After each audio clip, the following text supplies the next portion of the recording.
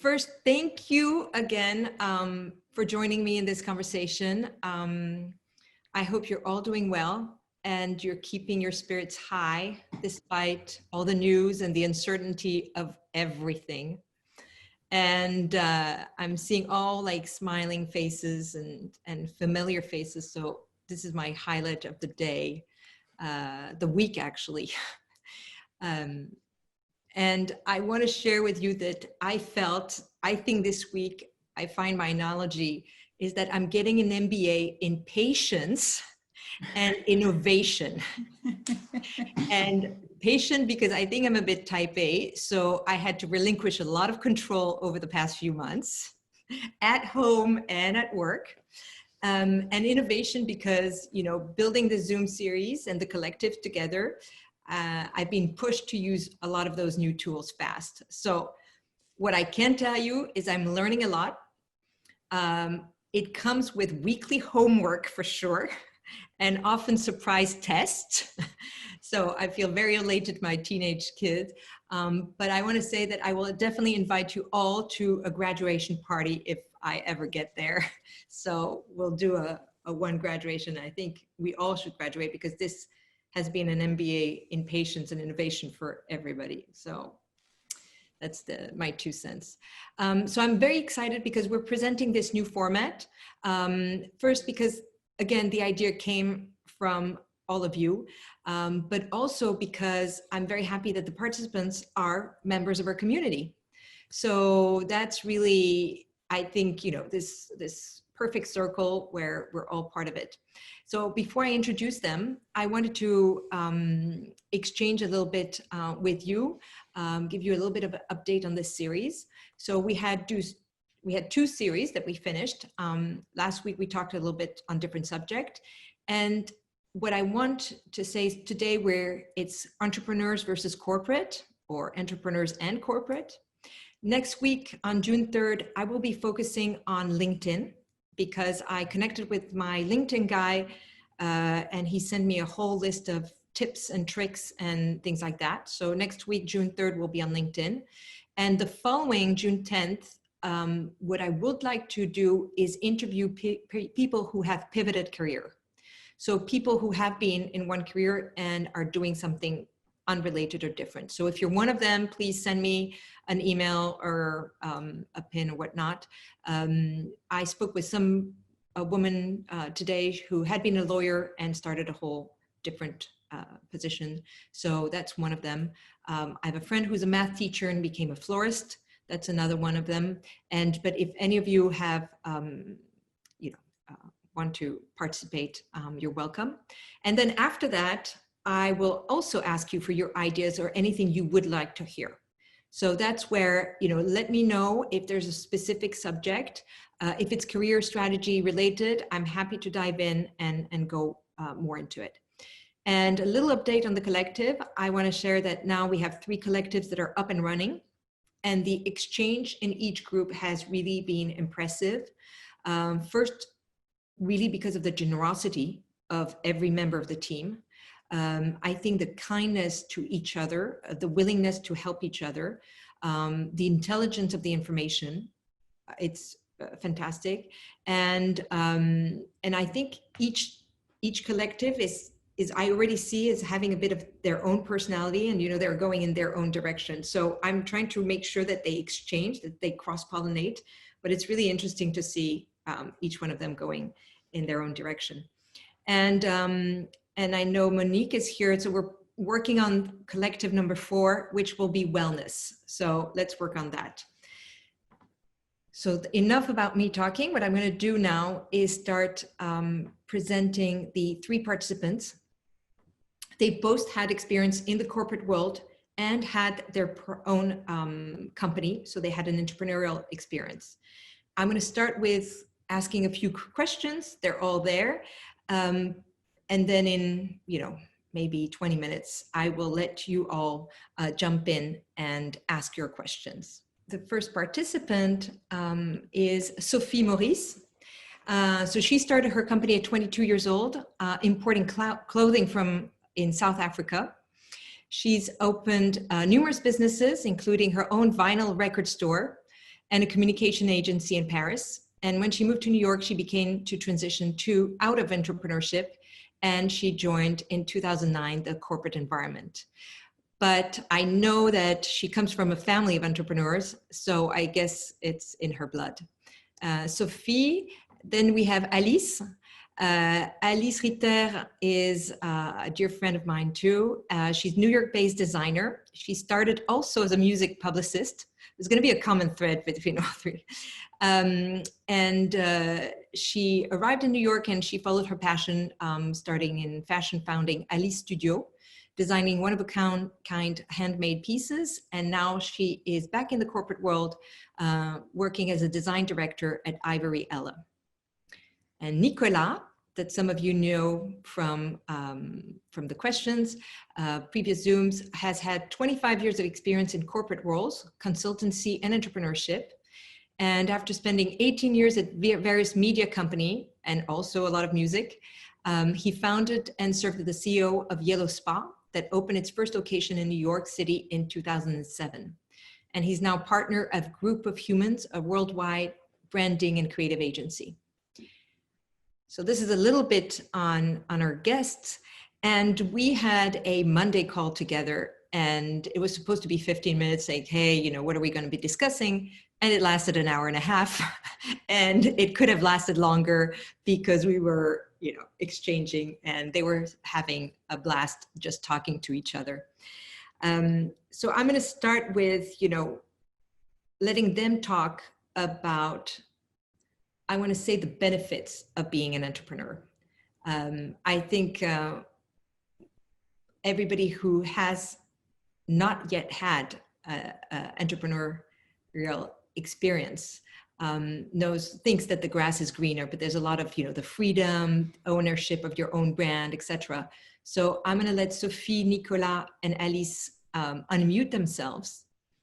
And I don't know, Sophie, if you want to start by saying, you know, what are really the pros of being an entrepreneur, or what are the drivers of being an entrepreneur? Sure, with pleasure. So as you said, Agathe, I started at 22 years old. The idea for me behind being an entrepreneur was pretty easy. It was independence, freedom, and not waiting for somebody to give me a job. So I was not seeing myself, you know, just going through recruiting and the hiring process, but I just wanted to make it happen for myself. So I think that is definitely, you know, one of the big factor why people want to have their own business is because they want to just be in charge of their life. Not being worried of being fired, hired, promoted, not promoted. You have a sense of ownership in your in the responsibility of what you deliver, and that is really thriving. Another, I think, also aspect of the entrepreneurs, even though it was maybe not what I wanted at 22 years old, but it's also the fact that you have a sense that you can impact the revenue that you're going to make much more easily than you know, when you're in a corporation. In a corporation, you're going to have to go through promotion. You have a certain path. It's going to take a certain amount of time for you to go from A to Z. When you're an entrepreneur, you can you know, very quickly make more money because you work hard, have a good idea, or are just good at what you do. So I think the return on investment as well can be a little faster. And it was the case for me at 24 years old. I had a great, you know, beautiful house in South Africa. I had 3 cars, 2 bikes, a pool, you know, and the life. And I was only 24 years old. So that's also, I think, a pro of being an entrepreneur. Yeah. Nicolas, you want to jump in? Sure. Hi, everybody. I would say I very much agree with what Sophie just said, and particularly the last point where, you know, you're directly responsible for the revenue that you're generating. I started corporate, unlike Sophie, when I was 22, 23. I started a corporate career. I worked for Warner Media, and I worked in entertainment, music, publishing, software. So I touched upon a bunch of industry, but one thing that systematically frustrated me is that the money that I was making was not directly linked to the money that I was making for the company. And that's, something that was, very frustrating for me, because I wanted to be directly responsible for the success and the failure. And when you're in corporate, you kind of, obviously you have bonuses, you have incentive, you have all these kind of things. But at the end of the day, you do get a paycheck, whatever you do, unless you get fired. And one thing that Sophie was saying last time when we talked, and I feel the same way after being an entrepreneur for 15 years and being in the corporate world for 15 years, is when you get your paycheck after, being an entrepreneur, you're like always surprised. You're like, oh my God, I'm getting a paycheck. It's amazing, which is not guaranteed when you're an entrepreneur. The other thing that I wanted to say on top again of what Sophie said that I very much agree with is the fact that, to become an entrepreneur, I don't think the choice is, do we want to be an entrepreneur or do we want to be in corporate? The choice is more, do you have an idea that you can't wait to bring to the marketplace? When I created Yellow Spa, I was really trying to solve a problem that I felt was not being solved in the marketplace. And my problem at the time was, I thought that everybody in big urban centers was having an insane life, very unhealthy. And I wanted to offer something in the wellness industry, even though I didn't come from this industry at all, that would mitigate a problem that I was having myself as someone who was part of a big city, who was in corporate, who was traveling probably more than 50% of my time, spending all of this time in planes, being constantly jet lagged, going to different countries. I was living in Paris at the time, and I was joking that it took me literally a year to furnish my apartment because I was constantly traveling and working my ass off during the week. And when I was in Paris on the weekend, as some of you know, everything is closed on the weekend in Paris. I couldn't buy furniture. So, it's basically a situation where you see a problem, you get really passionate about that problem, and you feel compelled to bring it to the marketplace. Mm-hmm. I think that's really the initial instinct. It's not like, I personally don't believe in, I want to be an entrepreneur and I'm going to come up with whatever idea and then, I'm just going to bring it to the marketplace. At least that's not the way I move. The other thing is, you have ownership of what you do. So it's a pro and it's a con, and we'll talk about the cons later, which are many. But, in the pros, it's really your mark, it's your name, it's your reputation that is on the line. The success is related to you and your team, obviously, and the team is sometimes even more important than you, but at least you've been at the impulse of it. And I think that this is something that really drives entrepreneurs. So, it's, to summarize, to me, it's passion, it's ownership, it's leaving your mark, it's accomplishing your idea and your vision, and then really being directly responsible for your fate and not having to deal with a boss who's going to give you a promotion or your bonus or these kind of things. It's a direct line with what you accomplish. Yeah, well, that's great, because I think that all the themes are there and you summarize them super well. I want to ask Alice, because what Alice did is also she arrived and started in fashion with not with even any background in New York, right? So I switched career too, actually, because I was a PR in a record company. So I was coming from the music and corporate world. I was working for Universal in Paris. It was a really big company. And then I moved to New York, and then I had a dream. I wanted to be a fashion designer. I didn't study for that. And then I was, it's not that I set up and I decided to be an entrepreneur. Like one morning I was like, I'm going to be working for myself and this is what I want. I'm going to make more money that way, guys. It's not at all what happened, actually. I wasn't driven by that. I was even surprised, actually, that what I love doing, which was making clothes, would bring me some money. So it was the reverse almost. But I certainly started to be an entrepreneur for because I was extremely independent, and I didn't take lightly and easily to having a boss and to having a system around me. And I liked having my own hours, and I like doing my own thing. I was very passionate about being, again, a fashion designer. I didn't study for that. I didn't came from that world. So that was difficult for me arriving in New York. I didn't speak much English. To just like show up at the time, maybe Michael Kors, and say like, be like, I have good taste, I'm French, hire me. No, obviously it doesn't work like that. So I bought a sewing machine with my 2 words of English. I started doing clothes for myself, and it grew up into a real business.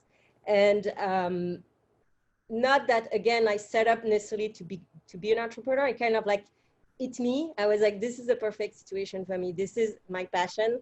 I have something to say. Not that I was solving any problems. People were wearing clothes at the time, obviously, but I was thinking that I was bringing something very personal and an added value, obviously, to this world. And then the business started to become organically something that existed, right? And it was one of a kind, and then it grew into a ready-to-wear line, and then I was selling at Barney's, and then I was selling at Colette and around the world, and became like a true legit business. So it's kind of like grew organically, but certainly grew from a very strong passion for my job, which was designing clothes and doing clothes, and then a thirst and a very independent spirit, for sure. I also come from a family of entrepreneurs in a way. My dad is a lawyer. My grandfather was a lawyer. They both worked for themselves. Those were my work role model. And I saw growing up, people working for themselves mostly. That was, like working on Sunday, being at the office all the time, being kind of married to that job and things like that. So for me, that was extremely natural. It was in me already, actually. It's very interesting. And I think, what I find when I recruit talent and I ask for their skills, there is, that some of you touched upon, there is a thirst for freedom and there's a thirst for independence. And it's true that when I see people when I see a resume and I see that they had an entrepreneurial experience, I very much know that these are candidates who are very self-starters, because as you said, and we're going to go into that next question, is what are the maybe not so roses aspects of being an entrepreneur. But you have to have a drive maybe above average, or to be in a time of your life where you can really commit 100%, if not 200% to your venture. Do you want to talk a little bit? And I don't want to start with Sophie, Nico, and Alice in any order, but if one of you wants to jump in, maybe Sophie. So I think for me, there are definitely some cons, many. I guess it's very hard to be an entrepreneur. It's not something that is it's easy, and you have to be built and born for it in a way. The freedom that you have is basically, you don't have one boss, you have your clients, so you have 1,000 bosses instead, so that kind of multiplies the challenges. You are also, sorry?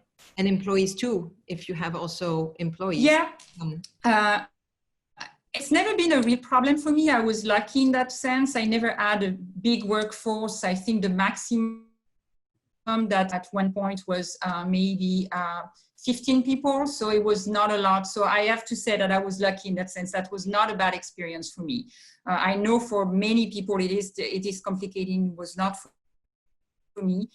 What is difficult is to really, draw the line between what you do and your work-life balance. Is definitely what will be, the most challenge. And the fact, as Nico said, it's you never know if you're going to have anything, in your plate at the end of the month. So I always say, in the corporate world, we try to incentivize people, around the P&L, and you have to kind of, be aware of your P&L. I say, when you're an entrepreneur, if the bottom line is in the red, you have nothing on the table, you have no food.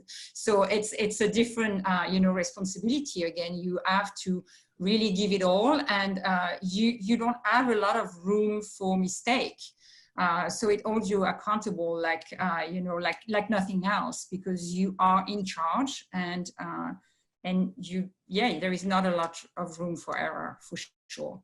Yeah. It is therefore very stressful and very nerve-wracking, and I being a coach, a business coach, I coach some people, and most of my coaching was around people that wanted to become entrepreneur and pivot career.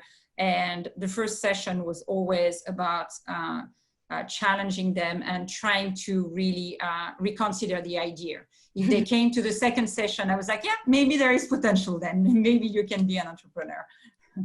So that's interesting, because it seems to be, it's the other side of the coin. So freedom, and with freedom comes the lack of security, right? So at the same time, we can say that in the times we have today, there's not really security from the corporate world either. So that's the first one thing I want to trade. But also the second, I want to say myth, is that, when you're in the corporate world, you trade your time against a salary. So it's really your hours against a salary. And as Nico said, if you're really killing it at work, you might not have that upside. You don't take that upside. But the challenge is, the challenge is also, when you're an entrepreneur, you never count your hours. I mean, my little experience was like, you were working night and day and weekends, because it's a very consuming situation. Nico, you want to talk about a little bit of the... Oh yeah. And maybe it's the time I want you shared a super analogy when we had the conversation on Monday about being an owner and being a renter. Yeah, I'll come to this at the end, but the bottom line is, when people tell me, I want to be an entrepreneur, I'm considering this, etc., my first response to them is, why would you do this to yourself? Don't you care about your life? Don't you care about your health? Don't you care about, your marriage? Because the bottom line, and, jokes apart, is that it's absolutely relentless to be an entrepreneur. And people really have to understand that. You're basically responsible for everything. When I read, before I became myself an entrepreneur, I was reading books about that, because I love the concept of it. And I also come from, like Elise, I also come from a family of entrepreneurs. So that seemed very normal to me. I felt kind of a loser not being an entrepreneur in my own family. But when you want to see the face of your first investor, you have to look at yourself in the mirror, okay? So you will be your first investor in terms of time, in terms of money, in terms of everything. So you'll be responsible for your money that you're putting in there. And then eventually you'll be responsible for other people's money if and when, you start having investors. But at the end of the day, so that's the first phase, is to get enough capital to get your concern going and to get your vision going. Then once you open, or when you start generating some revenue, it's always going to be your name, your reputation, your money that's going to be on the line. And that's absolutely, the pressure that you feel from that is pretty tremendous. One thing, that you consider to be either a pro or con is that being an entrepreneur will force you to come out of your comfort zone. In other words, for me, for example, I loved being creative. I love, even though I went, for an MBA and I was kind of a math major, I love being creative, and I really didn't like accounting. I didn't love doing budgets and these kind of things. Well, you're an entrepreneur. You have no choice.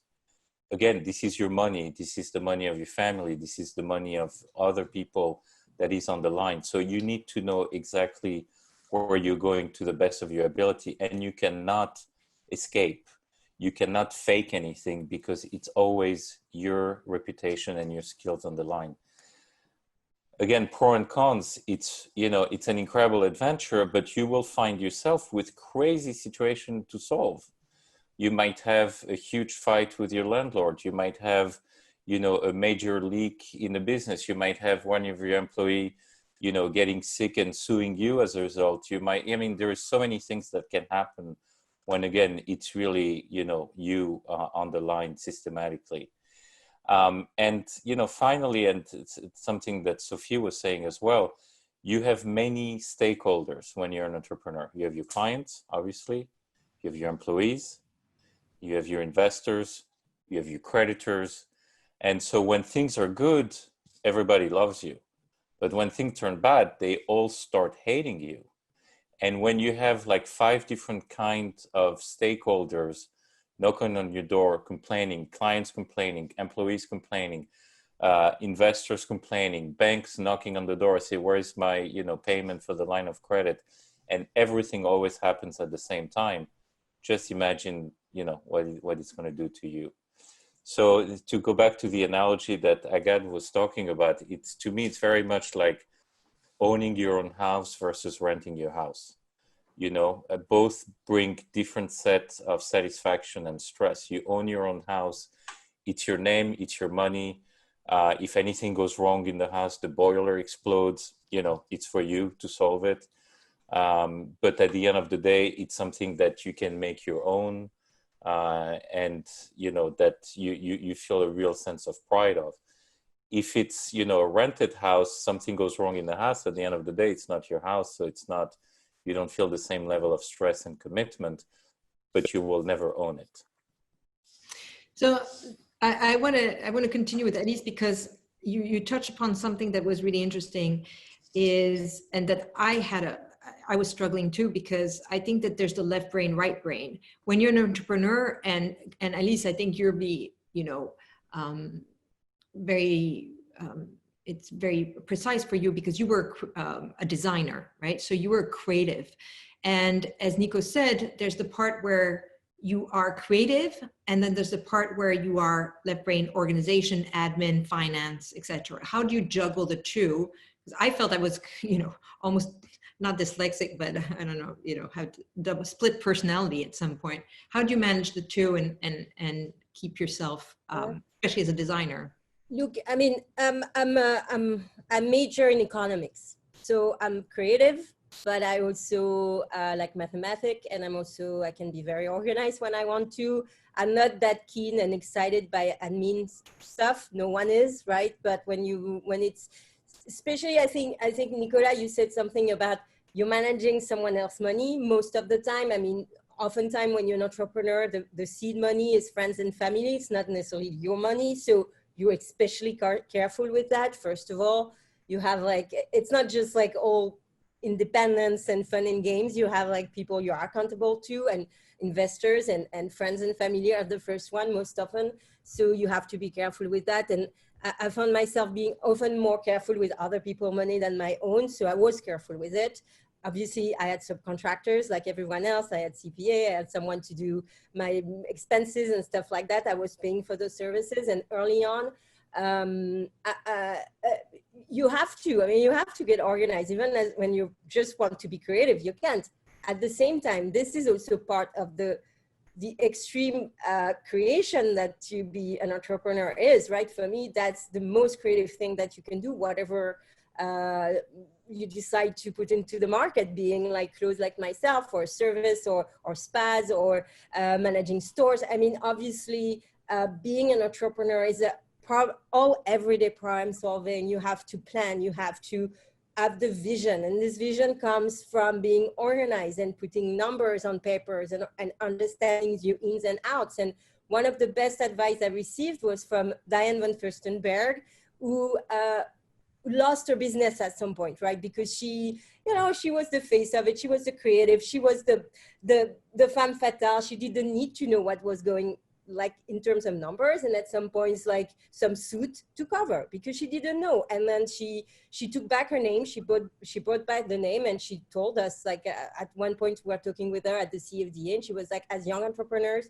you have to know what is your bottom line, what is your cost, what is your sales. You have to know those numbers, and don't be afraid of it. Don't think that you cannot figure it out. Everyone has a brain. You just need to sit and carve some times for it. It's also part of the difficulty of being an entrepreneur. You own everything, including your time, right? Including your schedule, including what you're putting your energy into, being the creation, being the management, being sitting to this planification and organizing yourself. It's also, this is on you, and there is no school for that. You have to figure it out. So that's, you all said that you had to report to your investors, you had to report to your clients, your people, etc. We talked about on Monday about what happens then, that the solitude of the entrepreneur, and a little bit about, how it's tough also for your family, because, you are all consumed by your company. And can you share a little bit of how you, how you found solution, how you surrounded yourself, how you found support? Is it among other entrepreneurs? Is it being part of groups? I know at least you were part of an incubator. So, and I know it helped a lot. Maybe you want to talk about.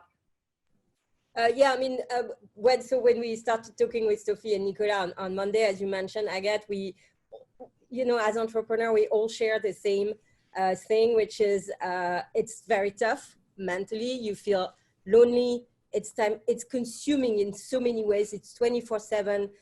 Your family, your loved one might be, push aside, because this becomes your priority. If you want to lift your business, it's not like a dilettante job, right? It's not like a part-time job. It's 24/7 for months, if not years. And you have to be ready for that. I mean, I would say average is maybe 3 years, maybe 5 years of like no vacation, no weekends. It's very intense. And then the responsibility that comes with it.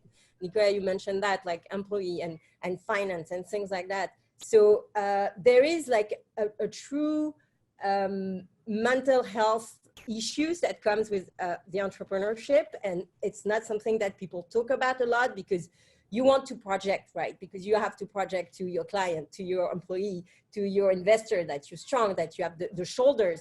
But at the end of the day, it's just you in front of your mirror, you're a human being, and it can be extremely stressful. I mean, I mentioned that it might have cost me dearly in my personal life, relationship-wise. I had people that I felt pushed aside because I was so involved in my business. So I actually, and so long story short, after 8 years in business, I entered an incubator where we were 12 small business in fashion. And we were all sharing offices on one floor in the garment district. And that was absolutely awesome to share, especially that we were all having the same stress, all the same problem. We were all thinking in our corner that we were mad to do that where are we gonna find the next bunch of finance, right? I don't have any cash flow. How do I finance my next production? We were all going through the same motion, and to those emotional problems as well, it helps so much to have a group of people you could sat with, like being like, oh my God, today is such a shitty day, sorry, but this and that happened to me, oh my God, the same thing to, like sharing those experience was priceless. And having strong mentor and having like people that do the same thing as you do, maybe not exactly in the same, not everybody in fashion, it could be at least this entrepreneurial experience was a huge help. Mm-hmm. I want to rebound on the point that Alice just made, which is the mental health part. One thing that we discussed, the three of us on Monday, and that's something that is not often talked about, and I'm just going to be blunt. When you're an entrepreneur, you have to lie to everybody. You're lying to your clients, you're lying to your investors, you're lying to your employees, you're lying sometimes to your own family, because everything has to be great. If you show at some point, I wouldn't say weakness, because we're all human, and I think we're getting more and more into transparency in the way of managing people and managing situation. But you do lie a lot, and lie is obviously a strong word, and it's I'm saying this to provoke, but the fact that you cannot be fully truthful, and this is why, by the way, you have organization like YPO, for example, for, successful entrepreneurs, below 40. And these people basically just lay, on each other and say, my life is totally shitty right now. I'm dealing with this and that, because you need that as an entrepreneur. You need an outlet. You need other people to talk to, because you feel very solitary because of that constant presentation that everything is absolutely fantastic. There is a point that I thought was also very interesting that Véronique Gabet is bringing. And she's saying, I find the stress is very different. For me, it was as intense as the helm of a corporation, but it was stress I had not voted for. Does it make a difference? And I think this is a super good question, and I'd like to. So Nicolas, so what I would like is actually, I wanted to ask, I don't know if Véronique, I didn't see your camera, but I might ask you to jump in, because Véronique has been and an entrepreneur and in corporate. So I might ask her to join in if you want. Just yes, I want to. I want to talk, but it's a very bad hair day in my entrepreneurial life, and I'm not going to share my hair with all of you. Okay. First, I want to. There's a minimum, I have no makeup on, no lipstick. I see all of you look fabulous. And honestly, it's not a good hair day. So I'm happy to jump in, but it will be my voice only, if you don't mind. I love your voice.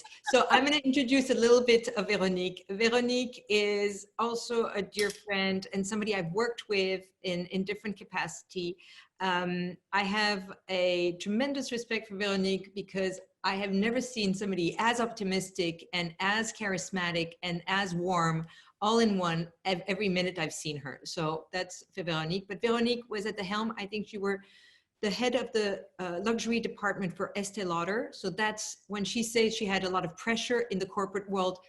Hello, yes. You will tell us, how many brands you managed, and I know you were instrumental in bringing Tory Burch perfume and Le Labo and Frédéric Malle, so all these beautiful brands. And you have more recently been the CEO of Vera Wang, and then since a year now, and I know the project has been in the works for a longer time than that, but the founder of Véronique Gabet Perfume, and you just launched some amazing perfumes. And I'm going to put the link, Charlotte, if you can put the link, I'll put the link in the message for everybody. But do you want to join in and say a little bit your experience between the two? And before you start, I also want to finish with one question that I'm going to ask all of you. So, and Sophie and Nicolas and Alice and maybe Véronique, is any advice you would give your younger self, before starting a business, or just, and would you, and the second question is, would you do it again? That's the real, the real end question. So Véronique, jump in. Yeah, thank you for, I think it's wonderful what you're doing, you guys. And by the way, I love the collective, and count me in the wellness too, if you don't mind, but I would love it. The reality is that, yes, so I've been working in corporation most of my life with, jumping from more of entrepreneurial startups company on behalf of big corporation that put money into, startups, or, really in corporation themselves, until I created my own business. So I had entrepreneurial experiences, even though it was not my own money at the time, which makes an enormous amount of difference. But I knew a little bit how to engage in both situations. I have to say, the stress level that I had as a global president, and I was managing 16 of the 32 brands of the Estée Lauder company. So yes, I had a pretty big position there. Basically, I loved what I was doing. I really, really, really loved it. But I think I did not realize until the end of my tenure there how much pressure I was getting, because I was, responsible for X amount of brands, but I was also responsible for a category within the Estée Lauder company, which was fragrance. And so I was frontline with reporting numbers to Wall Street on that category. And I think that pressure, that financial pressure, really took a toll on me. And, all of you talked about the fact that, yes, when you're an entrepreneur, you have to do things that not necessarily you like. I'm personally not necessarily, I come from the creative background as well, but I learned to be a business person, and I had to learn it in that corporation. But the pressure, the constant pressure to deliver numbers, are impossible to deliver, and you don't have any room not to deliver them. That for me was really, really the most difficult. And I think when you're an entrepreneur, and I am an entrepreneur now, and it's really tough, it really is difficult. And honestly, starting a new brand in the middle of COVID-19, not an easy task. And with Barney. Well, I mean, I had a few, difficult moments, but the reality is that you make the choice to be an entrepreneur. You make the choice. And honestly, I started much older than some of you, some of you really started very young, your business. I'm not that young, I'm very young at heart, and you can't see it because I have a butt hair day, but but I am not that young in age. So I think the maturity also helps, accepting in advance that it will not be an easy path. So you're prepared for it psychologically, I think. But to me, I am, today I found being an entrepreneur extremely difficult. I found the solitary moments that all of you have been talking about. There are days where you're like, holy fuck, what do I do? But at the same time, this has always been a very deep desire, a very deep goal of mine, something that I knew if I didn't do, I would regret on the day that I would die. And so when you, very deep inside you, when you're aligned with yourself, I think somehow you take the difficulty in a very different way. The difficulties that I found at Estée Lauder, the corporate life, the political games, the financial pressure, the management of the organization, the management of the communication within the organization that takes 80% of your time, and you have 20% of your time to really execute what you have to do. That to me was more stressful than all the difficulties that I have to deal with day by day since I'm an entrepreneur. I don't know if it makes sense, but Yeah, well, first, thank you, Veronique, because first I'm asking you to jump in like that, but I think it's very relevant what you say. And it's interesting because when I researched this idea of, corporate versus entrepreneur, and I researched a little bit more of entrepreneur, one of the articles I stumbled upon was the fact that a lot of the successful entrepreneurs, or in the big majority, are older entrepreneurs. And there were many different reasons, but some of the reasons is that they had, had experience, they had corporate experience, they had learned things, they had learned to manage pressure, as you said. They were also, one of the realities, especially for women, is, they had more time. It was because their children were gone, they had more time to take care, or maybe their marriage was more established. So, not as so much at stake as in the younger ages. And also the harsh reality is that they were more well off, or they had, some sense of security, or build some sense of financial security prior. So you're absolutely right, Agathe. And I think all of that applies to me. The fact that my son is now set off at university, the fact that I am married 23 years, the fact that, yes, 25 years in corporate world has given me a financial security to a degree, all of that dramatically helps taking the steps as an entrepreneur. And but what you don't know, I'm sorry, is that I am so retarded when it comes to digital. That's my big problem. Don't worry, we're all, I'm doing my MBA in innovation. So welcome to the MBA in digital. And I'm learning something new because you know, I'm putting the collective and the series, but I'm doing also a big research on SEO and things like that. So I'll share with you what I find and what I think. Speaking about, I just wanted to add one quick thing. Speaking about age and entrepreneur, I think Warren Buffett said it well. He said he would not invest in a company where people with entrepreneurs that have not at least failed twice. So in order to fail twice, you have to have, you know, some kind of experience, you know, behind you. And I think this is so true because you learn so much from failure. Yeah. And I think this is also going to the point, you know, what would you say to your younger self? There is such a value in learning from failure. And that's something that when I hire people, that's one of my main questions. What did you learn from your failures? Yeah. And I think, Sophie, you mentioned that also thanks to the internet, you can fail fast today and build, you know, you can learn and do fast. You want to add something? Yeah, I wanted to add something. I think that Veronique has a great point when it comes to pushing the numbers and reaching unrealistic projection. And I think what was important for me in my business model, because I was so young, and therefore I didn't have any wealth, but I didn't really reach out for any investor as well. So for me, the break-even was the business model. I needed to reach the break-even very quickly, and I needed very quickly to sustain myself with my own business. And I think that's something that I didn't have, you know, was that pressure to grow the business.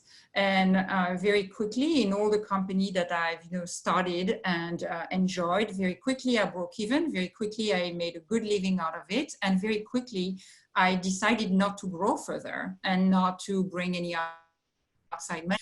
So maybe it was another time. Again, you know, I was 22, but it's also something in entrepreneurship. You don't have to answer to that crazy financial, you know, bulimia that is in the corporate world that might not resonate with you. So when you come to that break even, so I guess then the stress gets manageable as well. Going back to the positive where we started, you know, I was an entrepreneur from 22 to 42, and my life was not a nightmare. I got 2 kids, you know, I had a successful and happy marriage, and I think that even though I got divorced, but that's another story later. But I think that it is important when you decide what your business model will be as well, how you want to somehow scale your business in order to be able to you know, be successful.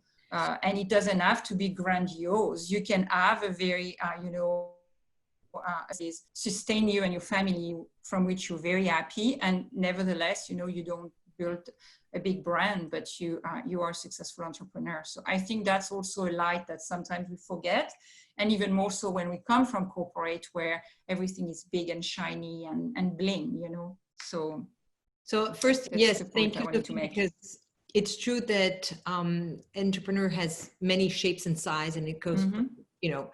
And I think also this is, we have to put this in context that you were all entrepreneurs, or this part was entrepreneurs, Nicolas in New York and Veronique in New York, and Alice in New York. So New York also, you know, expands the numbers. But I like the comment of Donna, who said it was agony and ecstasy. And it's true that with entrepreneurship versus corporate, your high and your lows will go, you know, I know, Nico, you got addicted to your sales number, or I think your Yelp reviews. I mean, it's personal. It hits you really in there. So it makes you very, very much alive.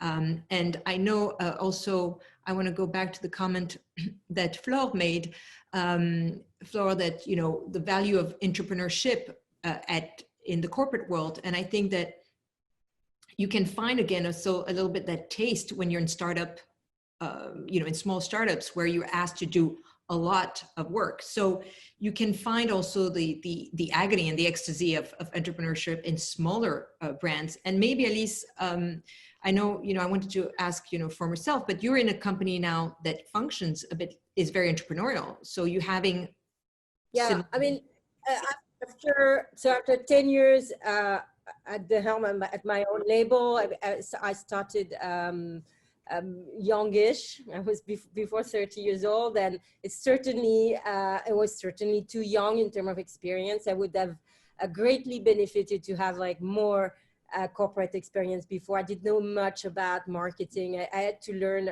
as I was going, and this cost me in many ways. I think I could have been more successful if I had known more. So there is a maturity aspect, and Veronique, what you said is so very true.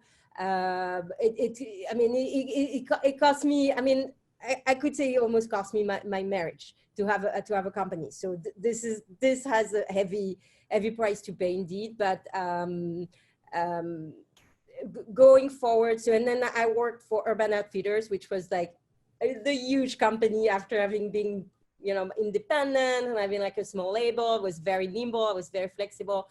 So then I had to manage up. And Sophie, you said that the first thing when we spoke together on Monday, the most challenging thing when you switch from entrepreneurship to corporate is managing up. And it's true. And having those expectations. I mean, I don't have, because I'm a designer, so numbers are a bit removed from me, right? It's not like direct. You have to do this amount of volume and this sales numbers. But we still feel it, right? Some way, it's always the designer's fault at the end if the product doesn't fly off the shelf. So we feel this pressure for sure. And season after season, it's not even season now, it's monthly. So every month you have to deliver product that's gonna sell millions. And that's what it is. And it was frustrating for me to be in such a big company, very remote from the decision center at the end. You're just executing something in your corner and, so now I work for a startup, which is much smaller. It's like a 40 people operation. And it's perfect for me because it's very entrepreneurial. I can put some ideas in action very fast. They're super excited. And because I come from this entrepreneurship past, I have this let's do it, mentality that sometimes when you come from a really big ship, it's different. It takes time, it takes meetings, it takes weeks, months before we make something happen. As of now, it's like, oh, we want to do this product with this guy. Let's do it. Let's try. Why not? And you put things into action very fast. They're excited. Each time I have a new idea, like, yeah, let's do that. We love it. We'll try. So it's best of both worlds for me right now. Like a smaller company is great.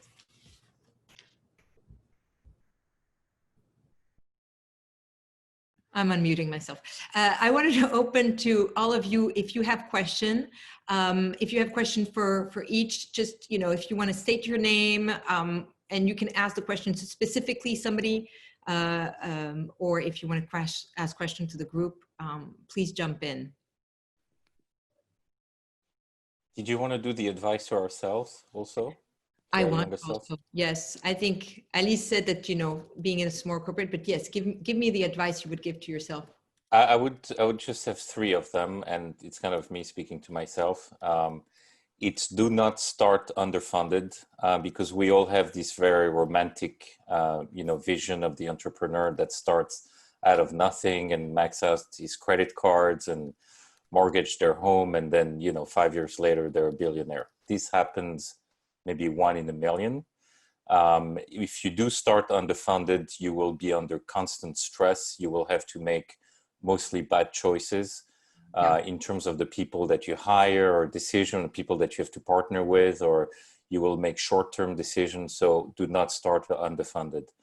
Also, don't be arrogant and know what you don't know. I know for me, when I started, I was like, I'm going to revolutionize the wellness industry. I don't need to get any input from wellness people because I know everything so much better than them.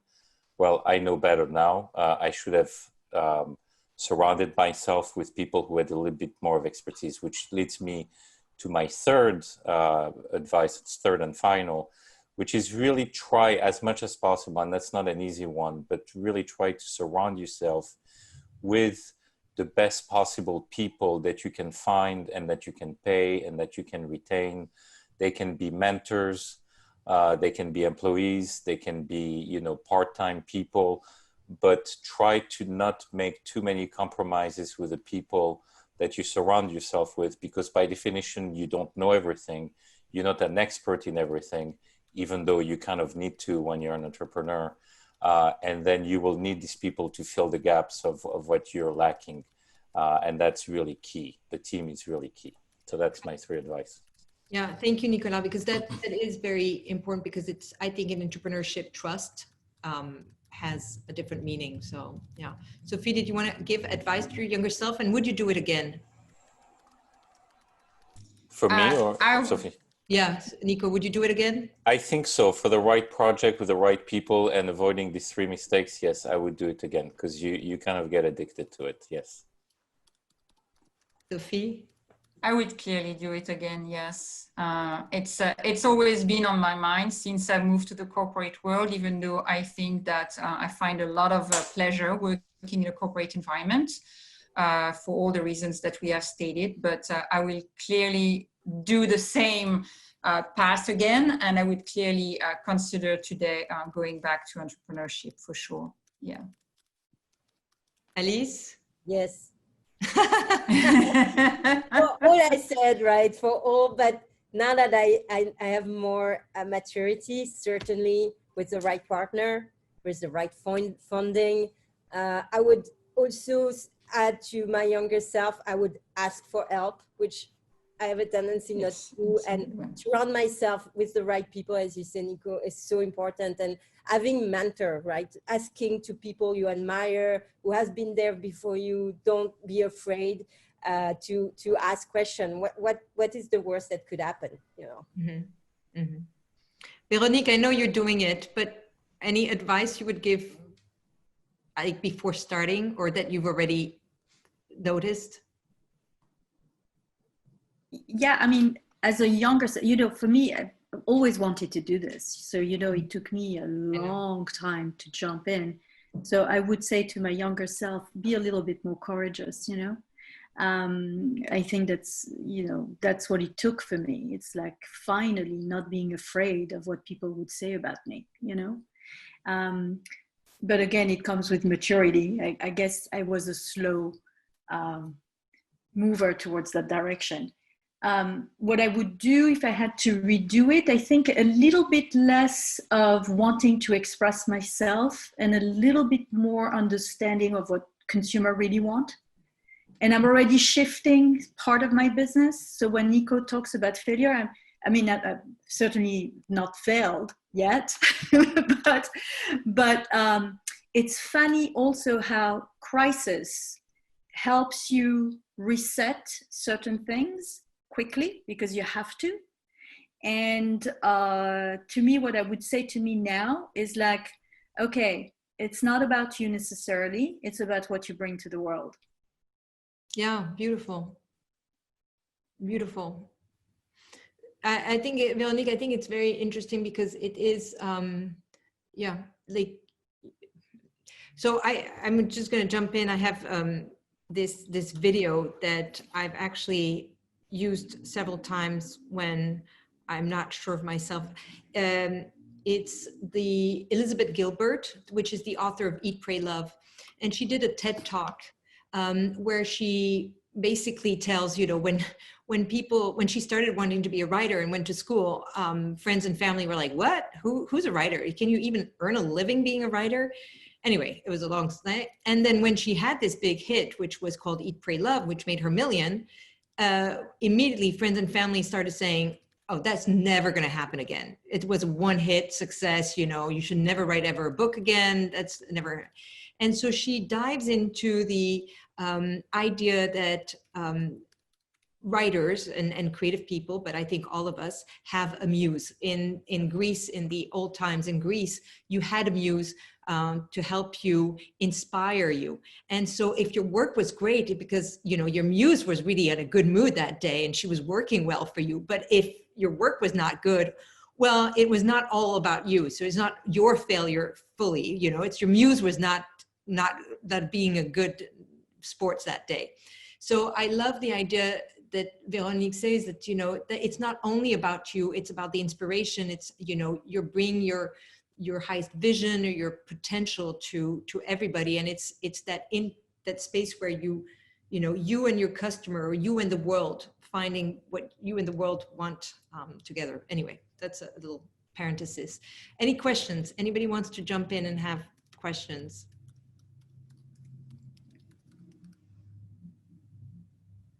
Everybody's so quiet. Well, there was one question from Kelly who was asking any tips for selecting a potential partner.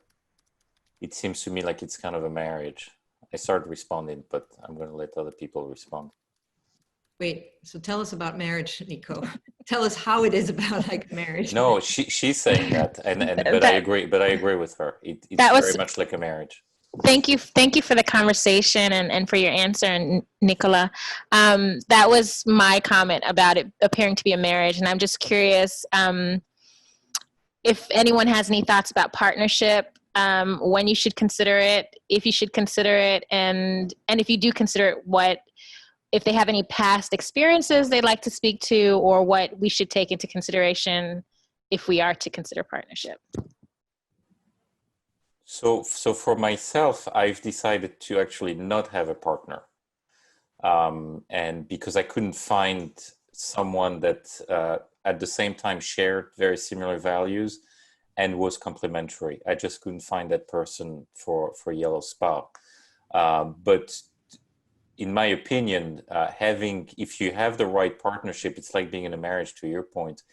You can make yourself and your vision and your dreams so much more powerful. And if we take again the example of Le Labo, for example, I think that one of the success of these two guys, Fabrice and Eddy, was that they were great partners. And obviously, it's like in a marriage: you have fights, you argue, you go crazy on each other, but you fundamentally share the same values. It's a very powerful combination. And I really wish to have a partner in my next venture, because that would make a big difference for me, to share the load. Solange? Yeah, so it's interesting because I have one of my entrepreneur friends who we decided to deconfine last night, and we had rosé and a great conversation about entrepreneurship. And when he launched his company, he had a partner. So he was based in Toronto, his partner was in Paris, and things weren't really going very well. And of course, I had my company and I really didn't have a partner, but my husband was the partner. So Damien used to always tell me, "Oh, Solange, you're so lucky. You can make all the decisions you want and you can do exactly what you want." And in many ways, I would tend to agree with him, because I didn't have to go through someone else and ask, whether I could hire a new person or give a salary increase. However, we were talking about it yesterday, and we realized that even if you had a partner who was not the perfect partner, and I hear you, Nicolas, it's very hard actually to find that perfect partner, because it's exactly like a marriage. Until you get married, you don't know if it's going to work out, really. And in order to make it work, you both have to have core values that make it that even when you fight, you still make up and keep working. But the good thing I found from Damien having his partner, Thomas, was that even if Thomas wasn't the perfect partner, he was a great sounding board, which meant that he could go to him and say, "Oh, I'm thinking of this and this and that." And Thomas would say, "Well, I don't agree. And I think it's a stupid idea." And it would really get Damien thinking and validate his thought. So we did conclude last night, and I launched another startup, and I launched it on my own. And for sure, it's great to be on your own, but believe me, I would never launch another company on my own. I would love to have a partner with whom to share the stress, the good days, the bad days, and also, most importantly, to have someone who has the skills that you don't have. Like, I tend to be a very financial, strategic, business, operational person. I'm just not creative. I am not interested in anything that has to do with, the whole marketing. For sure, I'm super digitally developed, but the whole creative part is not my thing. And I find so many people are amazing creatively. And I think you need that kind of partnership when you're running a company. Yeah. Thank you, Solange. And it's funny because one of the big success story in fashion that, in the 90s was this brand called Gucci. Gucci was, really, the watch was on my grandmother. And, in the 90s, God forbid any of us were Gucci. I mean, not that in the 90s we were really concerned with brands, but, or that I was even born actually, but anyway. And, but what happened is that there's an investor, and it was this finance guy called Domenico De Sole, who did it with Tom Ford. And it was that combination, and they were always viewed as, and they took Gucci from there to the moon and put it back on the map. And it was this combination, we always referred it in this left brain, right brain in fashion, that you had a Domenico De Sole and a Tom Ford couple, and that, that was, and Alice says Pierre Berger and Saint Laurent. Yeah, exactly. Pierre Berger and Yves Saint Laurent, Yeah. and You want to talk, Alice? And her husband. Marc Jacobs, Duffy. Yeah. Mm-hmm. So yeah, that's the perfect marriage, in the sense that you can find somebody who can, balance you, restrain the creative, but give you the tools to go for your dream. Any other questions? I want to add on the, I think there is two things here on the partner. I mean, you have a co-founder, right? Like this is the inception of your ideas. And it's brilliant if you find someone that you can share the same value, the same vision. It's very difficult to find. It's great though when you have like this perfect meeting of the mind. I personally didn't do that. I was kind of on my own. I had my ex-husband as a sounding board as well. And it was costly again, personally, but he certainly was of help. And then I signed up with investor down the line. So it's another type of partnership. And for that, to keep going, to keep my adventure going, I had to compromise on some level and sign up with people that were bringing money, that were bringing skills as well, because they were producing in China. I needed that at the time. So they were bringing me an added value in that sense. It was not just a VC and money. It was just a lot of know-how and skills and sourcing capacity and things like that. So it's like, for me, two different aspects of it, almost like the co-founder. And if I would launch a new business, I would love to do it with someone else or more than one person, like complementary skills for sure, that would be essential. And then to have like potentially investors down the line once your business is off the ground. Veronique, you want to talk about partnerships? And at this point I've started on my own. Mm-hmm. And also because honestly, after years being in a corporation, the last thing that I wanted to do is I wanted to be on my own. I think that ultimately, I will be in the situation you just described, which is you need financing, to scale the business. So right now I'm in the process of really fine-tuning the model, really understanding where to go, et cetera, et cetera. I'd rather be independent to do that, and to the point that was made also earlier, not having to have the pressure of making numbers at the moment when you really have to shape the replication of your business model. And once you are in the phase of learning and trying and modeling, honestly, the last thing you want is financial pressure. So I know how to manage a business. I've done that all my life. So I'm very careful with money and expenses, but I'd rather spend the time to shape, if you will, the business before going to investors. I will need investors for sure. And if I could find an investor that could also partner with me in the areas that I'm not good at, meaning technology, that would be absolutely ideal, because the name of the game, is really, understanding very clearly the nuts and bolts of a good digital, communication and a good digital connection with your consumers. So that to me is, I know I miss that. So right now I'm trying to deal with this the way that I can, but honestly, to scale the business in a much bigger way, money and this will be needed. The rest of it can take care of it. Yeah. Thank you. Is anybody want to jump in with any questions, or Sophie, Alice, Nico, if you have any? So I know Sophie, you wanted to ask, Sophie Lefebvre, you wanted to ask a question? No, I just wanted to comment on the co-founder route because I've gone that route. I've co-founded a company and that was short-lived. It's not part really of my resume anymore. And I just wanted to share that with everybody is that, you know, think of it of divorcing before getting married. And I'm so glad we did that. And we were under that same understanding with my co-founder. And we literally laid out, you know, on the contract and on engagement, you know, how the divorce would look like before we got married. And after 8 months, when actually we went in different direction, and basically we wanted to take the company into different direction, it made it so much easier. Yeah. Literally within a week, you know, we were done and we had settled, no hard feeling, nothing. And that, you know, that was 8 months on the road. Within 6 months, we knew that, you know, the values and, you know, were not really the same. We were not really going in the same direction. So that would be the best advice is divorce before getting married.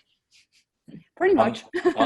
I very much agree, Sophia. On that note, I'm advising a number of companies right now, and I'm advising a company where the two partners are divorcing, and it's really interesting because they've been in business. These two women have been in business for 12 years together, and they've had a very successful business. They were able to pay themselves very comfortably.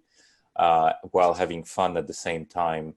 And out of the blue, one of them said, I don't want to work with you anymore. I'm done. I'm through.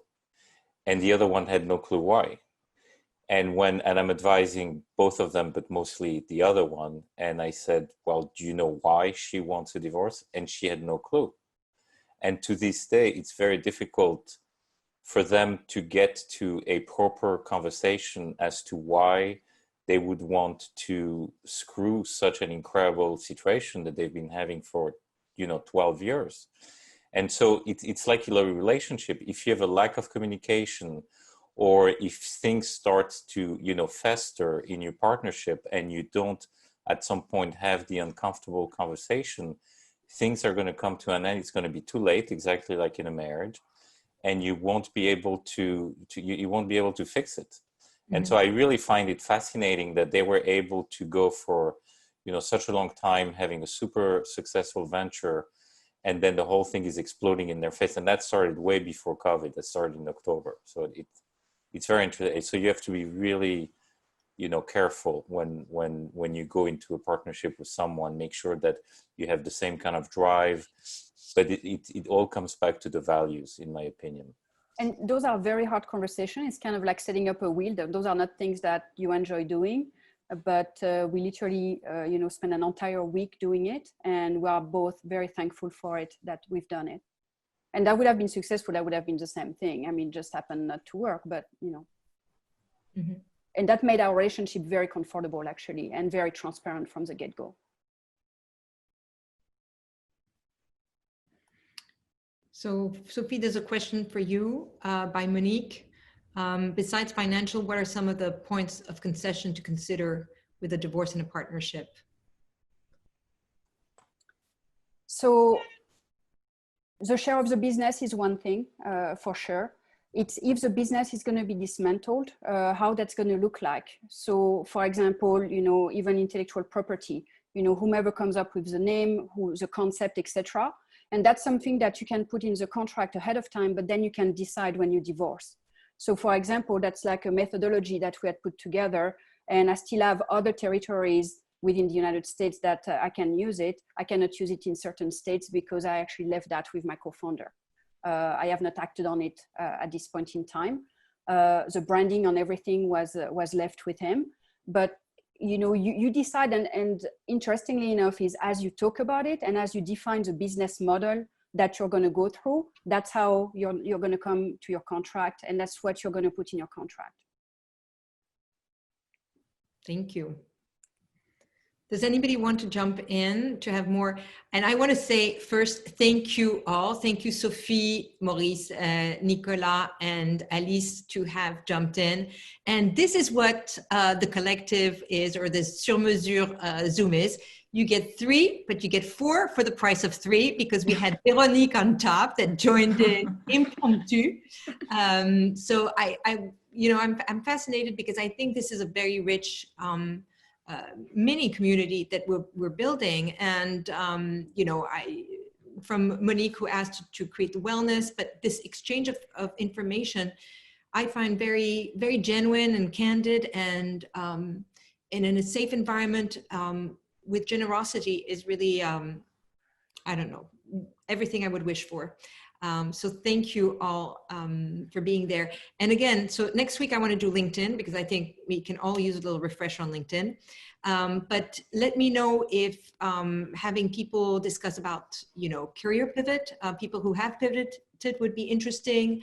If you feel that other subjects are interesting, if you want to continue on the entrepreneurship or corporate or even startups, we can discuss, because I think among all of you, there's a lot of talent and knowledge. So I think it's time to share it. So if anybody wants to be also using the mic here, or if anyone have ideas, you know, I'd be happy. Any final words? Sophie? Yeah, if you want to do it, do it. Yeah. For sure, go for it. Like Veronique said, you know, otherwise it will be a regret. There is a way to do it. Find your way, and if you want to do it, do it. Yeah, and I think we live only once. Yeah, there's a lot of resources, there's incubators, there's a lot of information. And I don't know who, the internet, you know, with the internet, there's a lot of ways that you can start a business and fail fast, like without a lot of investment. I think Monday, one of the conversation we had with Nicolas and Elise and Sophie was also that, you know, doing it in New York is obviously higher price if you need it retail. But we discuss about, you know, some industry have more, are more cash flow intensive than others. I know in fashion, you have to produce, you have to buy the material, you have to buy the fabric. Veronique also, you have to buy the juice, the bottles, you have to put money up front. In other situation, it's, you know, if you have a restaurant, it's a lot of people, or if you have, you know, that's also having a lot of employee heavy business are difficult. But today there's quite a few businesses where you can start, you know, with a website, create your own website. It doesn't cost much. Actually, you know, just a few full nights, but there's plenty of things to be done. I would say also, I totally agree with Sophie. If you want to do it, do it. However, with a little caveat,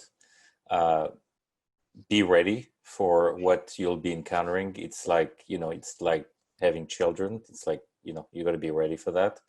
Lots of sleepless night and lots of responsibility.